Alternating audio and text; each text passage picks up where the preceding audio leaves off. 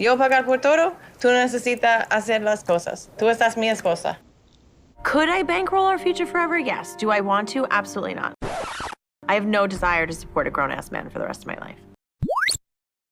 Awesome! Danielle and Yohan have started this season with a very unique problem. Yohan has married Danielle with some very specific expectations. Have a baby, her pay for things, and for her to bring him to the US. But on their first Love in Paradise season, the first two expectations were deemed unrealistic. 42-year-old Danielle learned that she can't have a baby naturally, no matter how much she tried to manifest it. And her teacher salary didn't make enough money to pay for expensive peanuts. And we recently found out some new information about her hiding a large amount of debt. But we will get back to that in a minute. On the very first few episodes of this season of The Other Way, Danielle dropped some major news that would officially end Yohan's last expectation from her. Mi sueño es no voy a Nueva York. Yohan married her quickly, and he tried to use her, and the last thing he thought he could use her for was to get to the US. But she pulled a reverse Uno on him and scammed him instead. He didn't take the news very well. Danielle, the Dream Destroyer, wants to never return to New York, and she plans to live her fantasy life in the Dominican Republic. But her delusional decision was one-sided and not supported by her husband. And it becomes obvious that she's expecting her life in the Dominican Republic to be just like her many beach vacations there. While visiting Yohan's family, for example, she complains about the heat and how she doesn't have the space to do her 10-step skincare routine. It's hot, there's no air conditioning, and after like 24 hours, I start to get mean, and no one wants to be around me when I'm mean. Yohan at this point still thinks that they will go back to the US because Danielle doesn't truly understand how life really is in the Dominican Republic. En vacaciones todo es lindo, pero venir a vivir aquí, ya eso es algo diferente. And I was really starting to agree with that. She doesn't seem to be grounded in the reality of really living there. But recently we found out some major news that changes the perspective on this entire situation. It turns out that Danielle actually filed for bankruptcy in 2022. So she isn't just leaving New York to get away from the busy life. She's actually running away from something. She actually can't afford to live in New York, and she has a lot of debt that she can't pay off. This information has not been revealed on the show yet, but I can see why she would hesitate to tell anybody, especially Yohan, this. Think about it. If she can't pay back debt and just filed for bankruptcy, how would she be able to pay for a visa? And if somebody knows the answer to this, leave a comment below. Can you even apply for a spousal visa with this type of financial situation? Life happens, things happen, people make mistakes, but she is not being honest about this huge problem and just claims she can manifest everything she wants. Now that we have this information about why she is trying to move to the Dominican Republic and how she is straight up lying to Yohan about it, she seems way more horrible than originally thought. And it makes her actions in this next scene even more ridiculous. Danielle goes to visit Yohan's butcher shop business, and her reaction to it is, well, not very nice. I'm like, what the is this? No, Danielle, you are not in a fancy resort anymore. And lady, you can't even afford the fancy resort. No estamos en tu país. Aquí, la carne se vende así. Yohan is insulted by her reaction, but this is when delusional Danielle also decides that she can help Yohan with this business. He doesn't even know how insulting this really is, because, you know, she's real good with her money. I feel like he's running a business the way that I would run a lemonade stand. But I've been running a yoga and wellness business since 2018. Imagine not telling your husband that you are going bankrupt, then thinking you can tell him how to run a business. She does figure out that he is not making money from this business, but her frustration, I think, goes a lot deeper than him not understanding that he's losing money. She now needs him to help support them financially, and I don't think that was a concern when they initially got together. Yohan has always seen her as a sugar mama. She has even said that he never pulls his wallet out when they are together, but that plan in her eyes has now changed, and he doesn't even know that yet.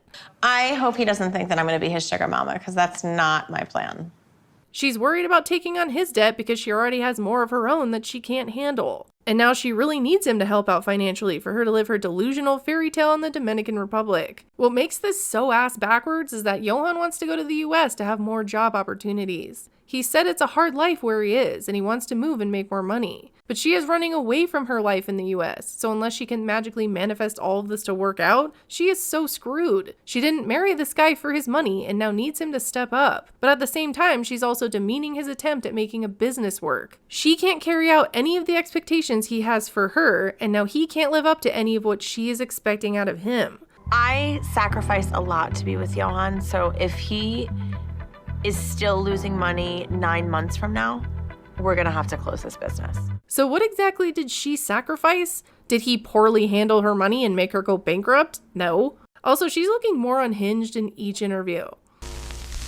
Angela wants to remind you to subscribe to this channel. If you don't, she will be released in your city.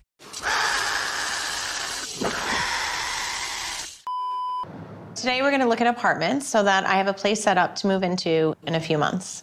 Danielle is of course looking for a perfect apartment that is not too expensive. I want 2 bedrooms. I want 2 bathrooms. I want a pool. I want a terrace. I don't think that's a lot.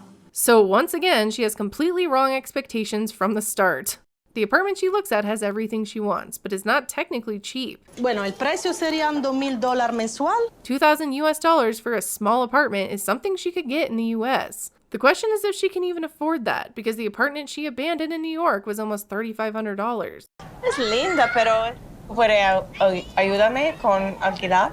Yohan says he can't help with much, only $90 a month. And I'm wondering if he suspects anything at this point. If she told him she was paying $4,000 a month in New York, is he noticing that she is annoyed by paying half of that in the Dominican Republic? Yo pagar por todo, tú necesitas hacer las cosas. Tú estás mi esposa.